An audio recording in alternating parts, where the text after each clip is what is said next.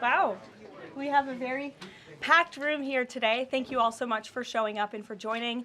I apologize for the delay. The president and I were watching the press conference about the search for Savannah Guthrie's mother, which is just a heartbreaking situation.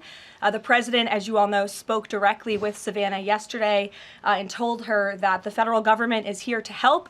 Any requests that are made by state and local officials in the search of Miss Guthrie will absolutely be accommodated. I spoke with the FBI directly about that today as well. And our hearts and our prayers are with Savannah and her entire family as they search for her dear mother.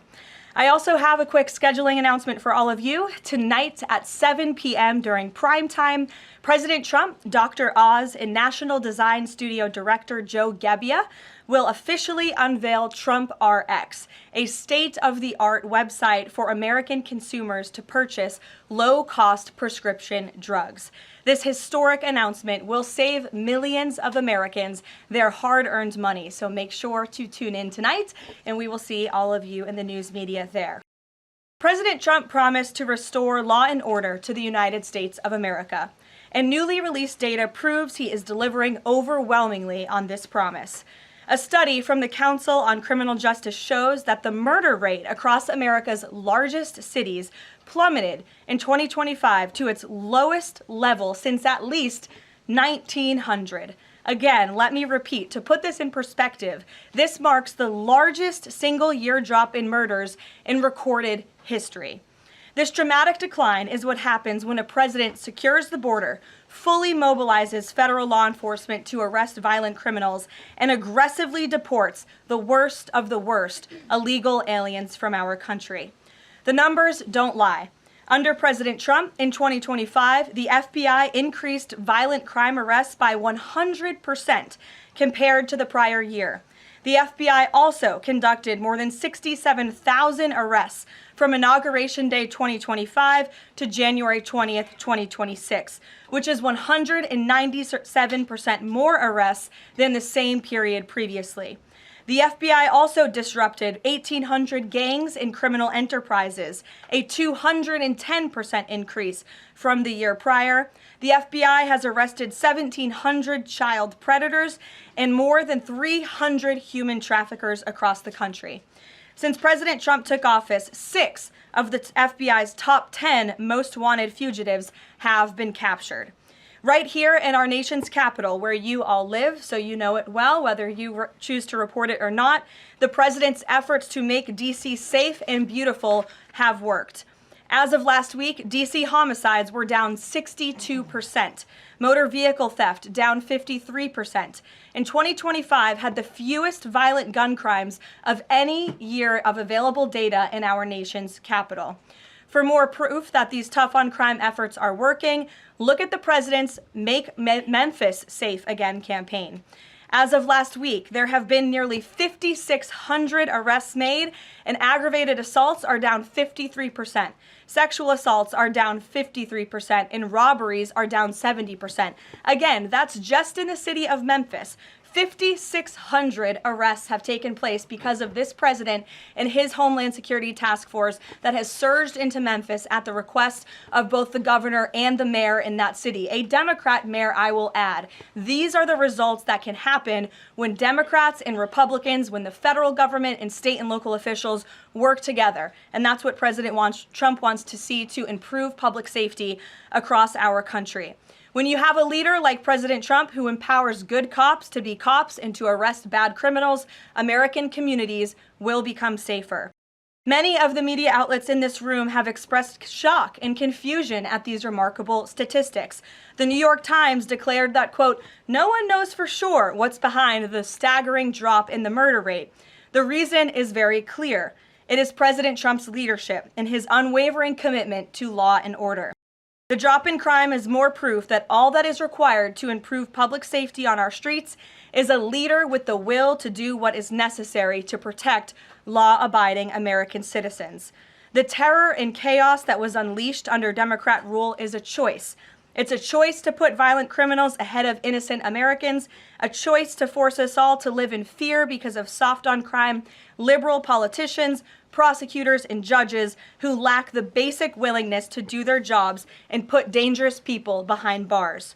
On November 5th, 2024, the American people made a resounding choice that they've had enough of that, and that's precisely why they re-elected President Trump. So even as Democrats and the liberal media are engaged in hysteria about this administration arresting and deporting violent, criminal, illegal aliens, the undeniable truth is that deporting these individuals is one of the primary reasons why America's streets are safer today than they were 1 year ago when President Trump assumed office. Former President Biden and the Democrats left our borders wide open, and President Trump and the brave men and women of ICE are removing these dangerous criminals. So here are just a few recent examples. Number one, a Venezuelan national and active Tren de Aragua gang member with a rap sheet including homicide, assault, child cruelty, domestic violence, and property damage. This is an individual I can assure you not a single one of you in this room would want in your neighborhood, whether you admit it or not. He entered the U.S. in 2022, and he was released into our country by the Biden administration. He is no longer here, thanks to President Trump.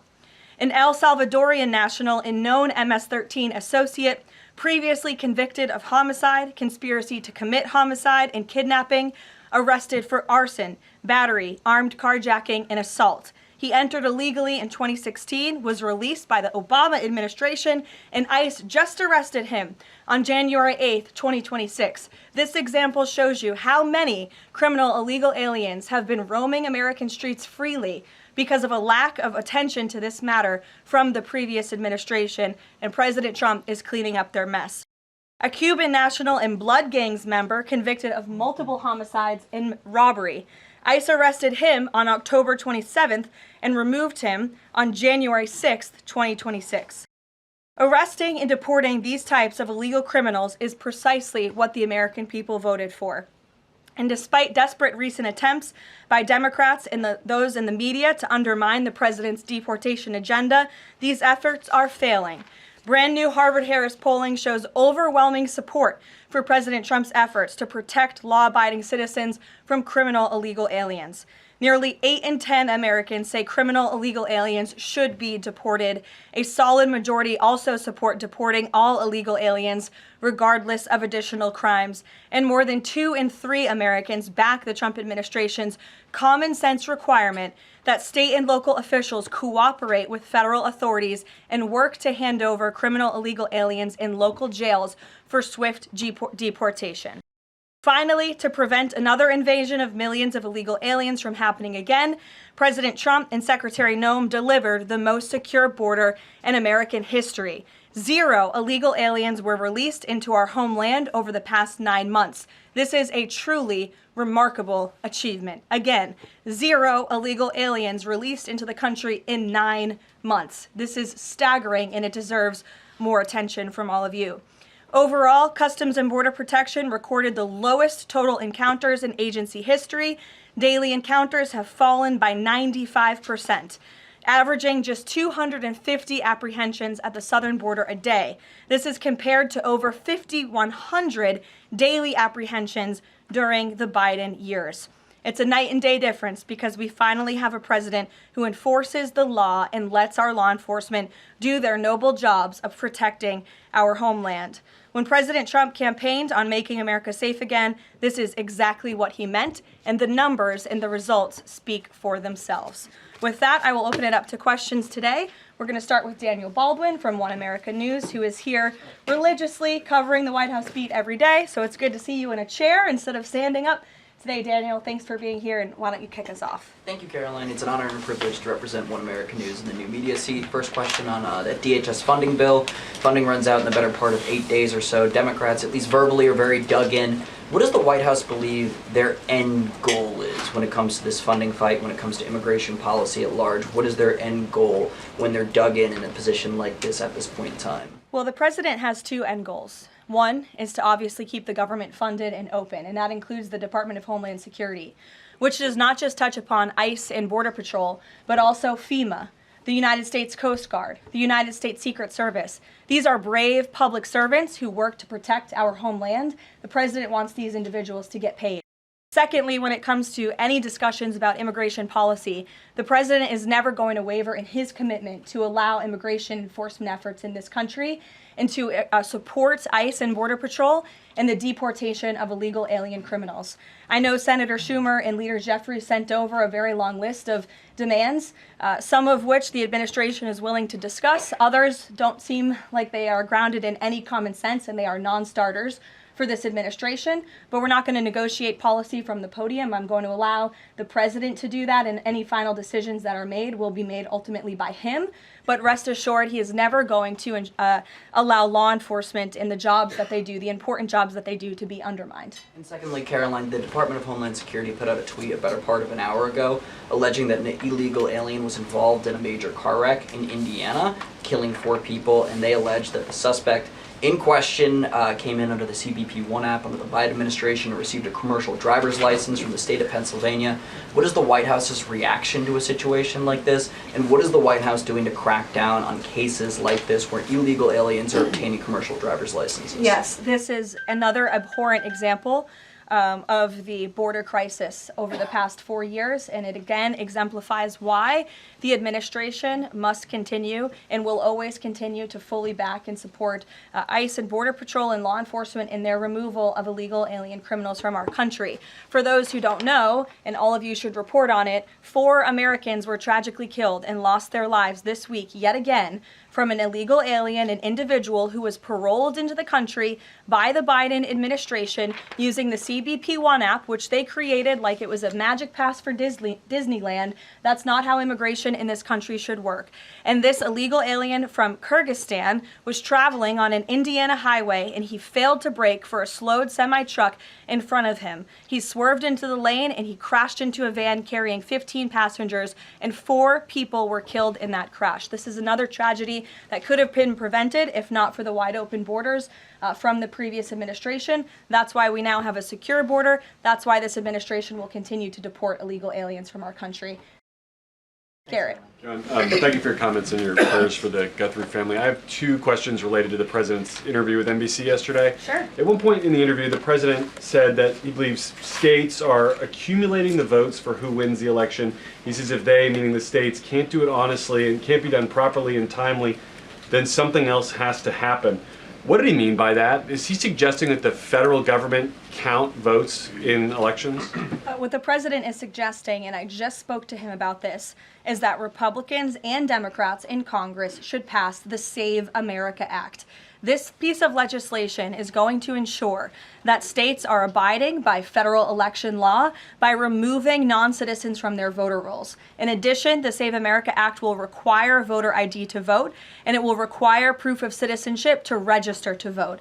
These are very common sense policies and proposals that 89% of our country agree with. So that's what the president is talking about. Again, I just spoke with him about this, and he's calling on both Republicans and Democrats to send the SAVE America Act, to pass it into law and to send it to his desk as quickly as possible. To be clear, the SAVE Act doesn't say anything about who counts votes, which has always been a state, a local, a county function.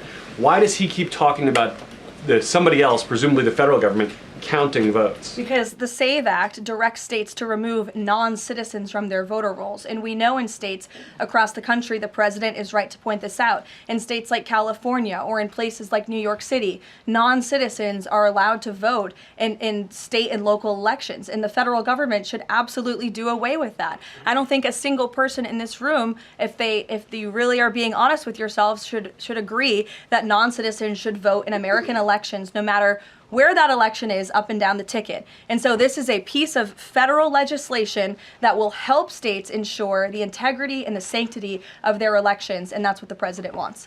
Peter. Thanks, Caroline. President Trump posted about Nancy Guthrie that he is directing all federal law enforcement to be at the family's and local law enforcement's complete disposal immediately.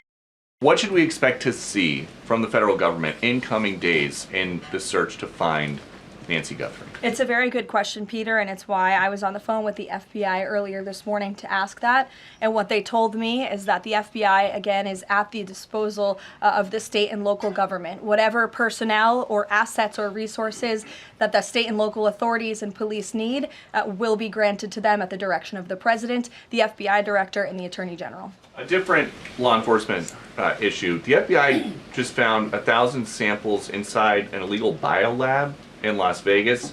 It is linked to a different biolab that was previously raided. There are ties to China. What does the president think the CCP might be up to here? I haven't spoken to him about this specific investigation from the FBI, but I'm happy to, and I'm sure he's very glad that this is something the FBI discovered, and we'll make sure anyone who is involved in illegal activity will be held accountable. And just one more about this weekend. At the Mar-a-Lago Super Bowl party, after the first two quarters, are the TVs going to be on the halftime show with Bad Bunny or the halftime show with Kid Rock? I think the president would much prefer a Kid Rock performance over Bad Bunny, I must say that. Jennifer. On the nuclear arms pact, we saw the president's post on that. Yes. But can you say, is there a temporary agreement with Russia to stand by the terms of the New START treaty while negotiations are happening? Not to my knowledge. Again, to your point, Jennifer, I just do want to reiterate exactly what the president said. He wrote just moments ago, the United States is the most powerful country in the world. I completely rebuilt its military in my first term, including new and many refurbished nuclear weapons. I also added Space Force and now continue to rebuild our military at levels never seen before. We are even adding battleships, which are 100 times more powerful than the ones that roamed the seas during World War II, the Iowa, Missouri, Alabama, and others. I have stopped nuclear wars from breaking out across the world between Pakistan and India, Iran and Israel, and Russia and Ukraine, rather than extend New START, a badly negotiated deal by the United States, which I will add was renegotiated under former President Barack Obama, aside from everything else, is being grossly violated. The president wants to have our nuclear experts work on a new, improved, and modernized treaty that can last long into the future, and that's what the United States will continue to discuss with the Russians. Peter. Thank you, Karoline. Sure. Did President Trump himself ever ask DNI Gabbard to head down to Fulton County, Georgia? The president was asked and answered that question just yesterday. I've seen a lot of the media in this room get very caught up with the semantics of why Tulsi Gabbard is there. I will tell you why, and the president agrees with this, because election security is essential to national security. And as the director of national intelligence, it is a part of Ms. Gabbard's role to make sure that American elections are free of foreign interference and that American elections are safe and secure. And so the ODNI director is working with the FBI on this effort, and the president wholeheartedly supports both Kash Patel and Tulsi Gabbard in ensuring that American elections are safe, are secure, and are free of foreign intervention. Is there any Michael, indication that Thank there's you, foreign Karoline. influence? Federal law enforcement's involvement in the search for Well, Nancy Guthrie. excuse me one second. It's the media who has said that there's Russian interference in American elections. You guys have been saying that for many, many years. So the people in Fulton County. well, the people in this room, considering that you all said for many years that Russia interfered in the 2016 election to help Donald Trump, you should all be very happy that we finally have an administration that is looking into that, and we'll be happy to keep you posted. Michael. With the FBI's involvement in the search for Nancy Guthrie now, has this search expanded nationwide outside of Arizona? And given Pima County's proximity to Mexico, is this now an international search? Well, Michael, that would be a question for state and local authorities as they continue to oversee the investigation at this time. Again, the federal government and the FBI have offered any and all resources, but the state and local authorities are still leading the investigation, so I would direct you to them. I'm certainly not in a position to talk about it. One other question, Karoline. Sure. Friday's talks with Iran, they were originally supposed to take place in Turkey. They've now been moved to Oman. Can you tell us the reason for that move? Look, the president, diplomacy is always his first option when it comes to dealing with countries all around the world, whether it's our allies or our adversaries. And so Special Envoy Witkoff and Jared Kushner will be traveling to Oman for those talks tomorrow, and we will see what comes of those. The president is standing by for an update from them. Sure, in the pink. Thank you, Caroline. Cuban leader Miguel Diaz-Canel said today that Cuba would be willing to engage in dialogue with the United States only without pressure, without preconditions, on equal footing and with respect for sovereignty. But his government is denying what President Trump said, that they are already holding talks. How would you respond to that? I think the fact that the Cuban government is on its last leg and its country is about to collapse, they should be wise in their statements directed towards the President of the United States. But as I just reiterated, the President is always willing to engage in diplomacy, and I believe that's something that is taking place, in fact, with the Cuban government. Yeah, thank you, Caroline. So the Office of Personnel Management released a final rule today that makes it easier to fire government employees who are not doing their job, basically. Does the President believe that there are people in his government still that are not following his agenda? That's a good question. I have not asked him about that. I mean, look, it's a very big government, right? There are thousands of people who work for the federal government here in Washington, D.C. This administration has been very much focused on ensuring that we have an efficient and productive workforce for the American taxpayer. There's not a day that goes by where we don't show up and realize we are public servants working on behalf of the American people, and everybody in the federal government best have that mindset, or they won't be welcome to work for this administration. So I think it's a good thing that the Office of Personnel Management put this rule out. I think if people aren't doing their jobs, if they aren't showing up for work, if they're not working hard on behalf of this president, they're not welcome to work for him at all. The New York City mayor is dealing with a $12 billion budget deficit. If he texted President Trump, would the president bail him out? I'll leave that answer to the president himself, Ed. Kristen, go ahead. One more follow-up on Karoline Gabbard. You have said that the president supports the fact that she was there, but last night when he was asked about it, he said he didn't know why she was there. He didn't say that he directed her. Can you clarify on that? Did she go by herself and he learned later and supports it? Well, did you look at the full entirety of his response? I was in the room for that NBC interview, Kristen, and he just said exactly what I told you, which is that election security is essential to national security. We need to ensure that our elections are free and are fair and are free of foreign interference. And he spoke about how Ms.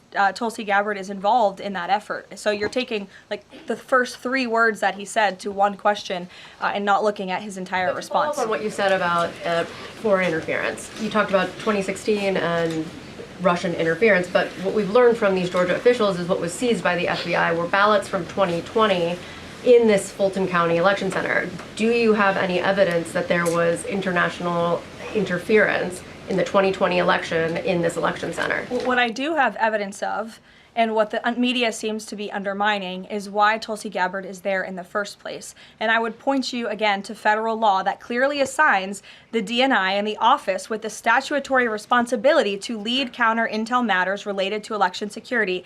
This includes assessing risks to election voting systems, software, voter registration databases, and more, and analyzing foreign interference. And the ODNI is responsible for supporting the White House interagency action to secure our elections through intel analysis and vulnerability assessments. And they should be routinely collaborating with agencies like the DHS, the DOJ, and the FBI. So as for that question, it would be better suited to ask the Director of National Intelligence herself in her office. But what I'm telling you is that it is more than appropriate. In fact, it is Tulsi Gabbard's job to ensure that our elections are safe and secure.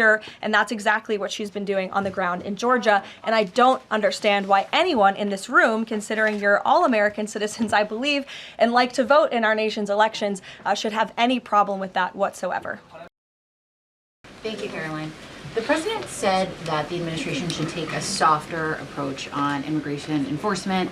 He's also suggested for months that some migrant workers should be spared from these raids based on what they're doing. Is the administration going to continue to conduct large worksite raids as it seeks to target violent criminals? And can you clarify, is the federal government going to continue doing these deportation operations in blue cities where authorities say they don't want them? Well, first, again, to the president's answer yesterday, the full context of his answer was that he'd like to see a softer touch, but we are always going to remain tough. That softer touch the president is referring to is that cooperation that is necessary between state and local authorities and federal government authorities to ensure that we can continue deporting illegal aliens from our communities without tons of agents having to go after one illegal alien. If the states and the local governments just turn over their illegal aliens to ICE at jails, as they should be doing, it requires one agent to deport that one illegal alien who can then go on their way to their home country in a peaceful manner. The escalation that we've seen take place in Minnesota is a direct result of the refusal of state and local officials to cooperate with the federal government and with ICE, which has led to these hostile and dangerous environments. And so we don't want that. Again, the president wants direct cooperation, and that's what he was referring to. As for worksite raids, I don't broadcast any future action that may or may not happen from the Department of Homeland Security. But again, the president's focus and the administration's focus is on targeting illegal alien criminals, especially those who have committed heinous crimes in our country, as evidenced by the few illegal aliens that I just shared with you here today. Will ICE and Border Patrol avoid going to other blue cities where the local officials are saying, we won't work with you, we don't want you here? Well, first of all, those local officials should be wanting to work with ICE. Why would any official, whether you're a Democrat or a Republican, want murderers and predators in your city? It makes zero sense. It's an untenable position. The only reason Democrats are taking that position now is because their entire party platform is just anti-Trump. It makes no sense for the American people. They should be calling this White House, they should be calling Secretary Noem, they should be calling Tom Homan, and they should be saying, we want to work with you to remove the worst of the worst criminals from our city. Please come here. So yes, ICE is going to continue to do their job in cities and communities across the country, but it certainly makes it much easier when we have that level of cooperation and corroboration at the state and local level. In places like Florida, where there has been the arrest of thousands, tens of thousands of illegal alien criminals. None of you talk about that, or none of you hear about that, because these operations are going seamlessly and peacefully. Why? Because there is an intimate cooperation between the state government and the federal government, and that's what the president wants to see in all 50 states. In the whites, yes. Hi, thank you, Caroline. Over the weekend, President Trump said that he was giving a serious look at endorsing in the Texas Republican Senate primary. We know that Minnesota and Georgia also have competitive, crowded primaries. Is he giving those races a serious look as well? Well, I'm not allowed to speak from the podium on any future political endorsements the president may or may not make, but I know that he is watching all of these races across the country quite carefully. I won't get ahead of him on any potential endorsements. John. Thanks a lot, Caroline. Two questions for you about the continuing resolution that the president signed for the Department of Homeland Security. What would be the repercussions for all of the agencies under DHS if no agreement is reached on funding when that deadline approaches next Friday?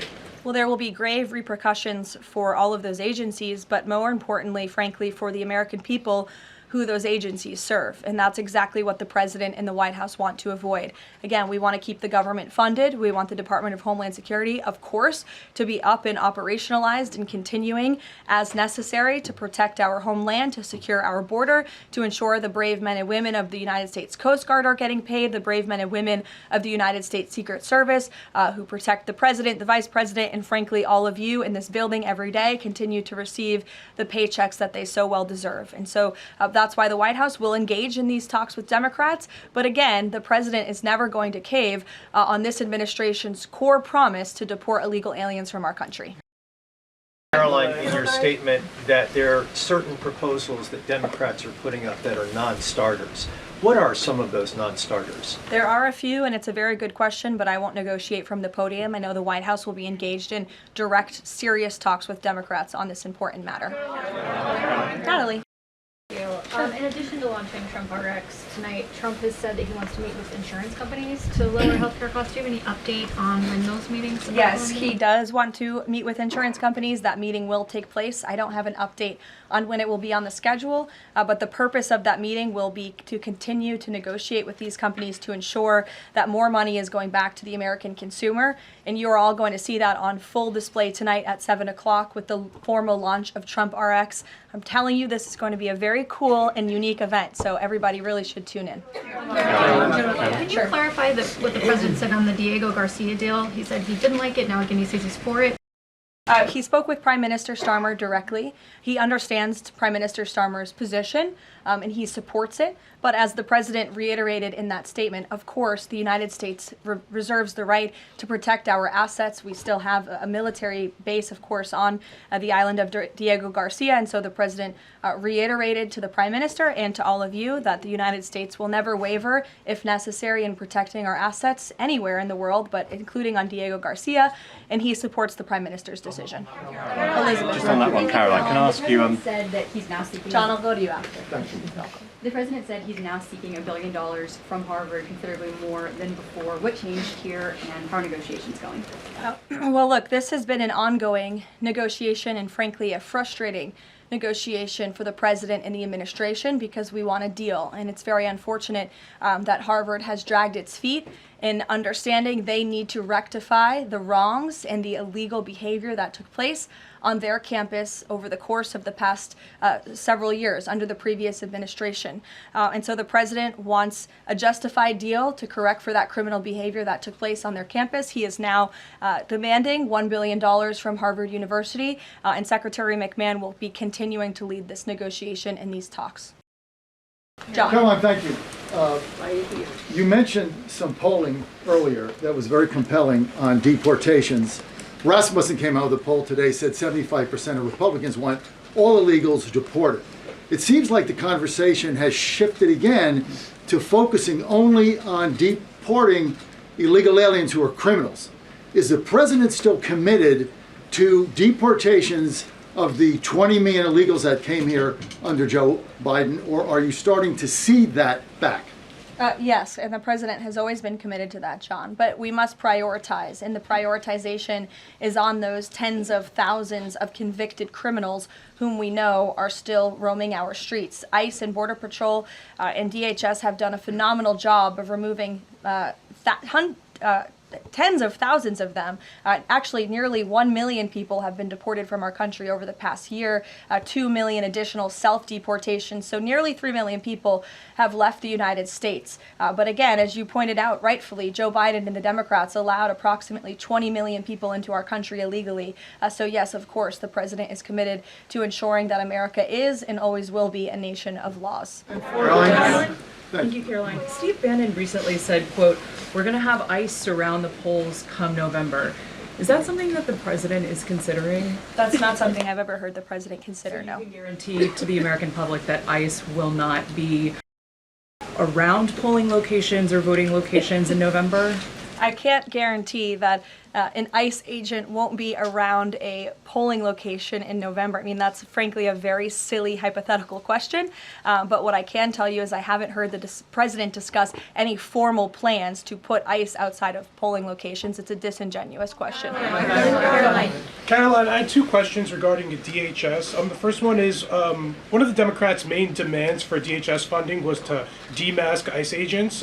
Is this something that the president is even considering? Again, this is one of the specific points in the letter that went out by Senate Majority Leader Schumer and Hakeem Jeffries. I won't negotiate the individual points from the podium, but it is obviously something the White House will be discussing with lawmakers on Capitol Hill in the coming days. Is the administration concerned that the shakeup that we're seeing of DHS activity in Minneapolis could potentially embolden different obstructionist protesters around the country as they now have a playbook on how to get ICE out of their cities?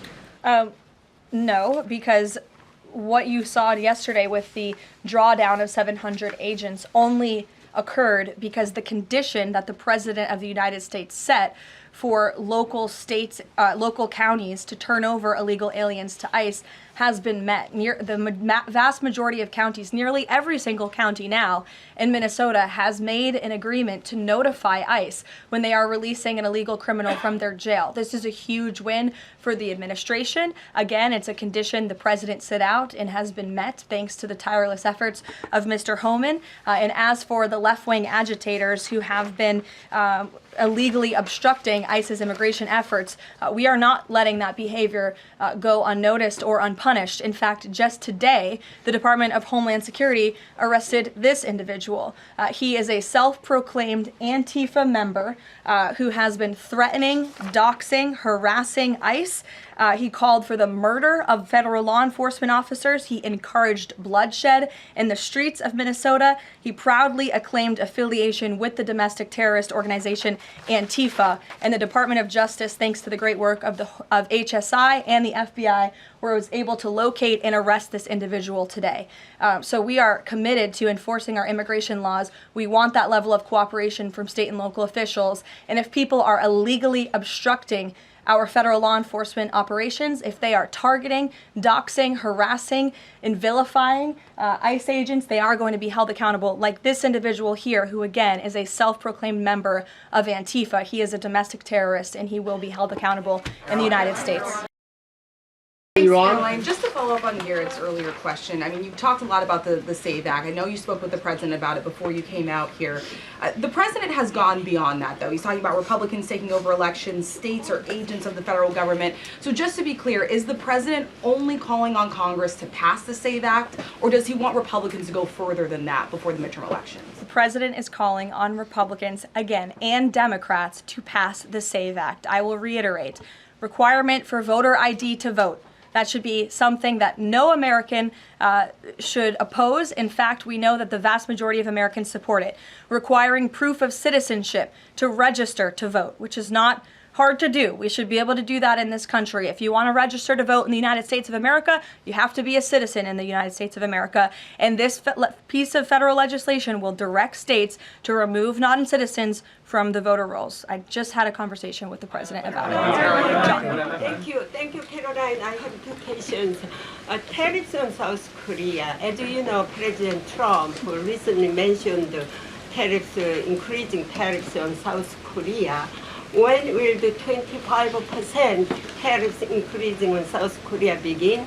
Secondly, what impact will this have on national security? Sure. I don't have a timeline for you on that, but I will make sure that our trade team here at the White House gets you an answer swiftly and promptly. John. Thank you so much, Caroline. Yesterday, President Trump, in the NBC interview, said that it bothers me that somebody is going after Bill Clinton. That somebody is the House Oversight Chairman, James Comer, a Republican. Why is the president bothered that they're investigating Bill Clinton and his Epstein ties? Look, I think that the president has respect for the former president of the United States, Bill Clinton. He said yesterday himself they've shared a good relationship, and that's what he was reiterating in that NBC interview. Go ahead, Caroline. Can you tell us a little bit about the agenda for tomorrow's talks with the Iranians? What will be the focus of the discussions? Diplomacy moving forward. The president has obviously been quite clear in his demands of the Iranian regime. Zero nuclear capability is something he's been very explicit about, and he wants to see if a deal can be struck. And while these negotiations are taking place, I would remind the Iranian regime that the president has many options at his disposal, aside from diplomacy, as the commander-in-chief of the most powerful military in the history of the world. Washington Examiner, go ahead. Lynchburg County, Virginia is their local law enforcement is defying the blue government's demand that they no longer cooperate with ICE. There's a lot of red counties that are thumbing their nose at the blue government, blue states leadership, telling them not to cooperate with ICE. Will this administration support those counties in any way? Support them either through legal help or? Absolutely. And if there is a county in this country, whether it's red or blue, that seeks to cooperate with the federal government to remove violent, illegal criminal aliens from their communities, this administration is here to help. You've heard the calls from the president himself on asking Democrats and Republicans across the country to call on the Trump administration to work with them, not against them, in the matter of public safety and securing our homeland. Thank you all very much. You'll hear directly from the president tonight at 7 o'clock, and I hope everybody has a good weekend. Happy Super Bowl weekend. The president has wisely chosen not to make a prediction in Sunday night's game, but as a native girl from New Hampshire, go Patriots. Thank you, guys.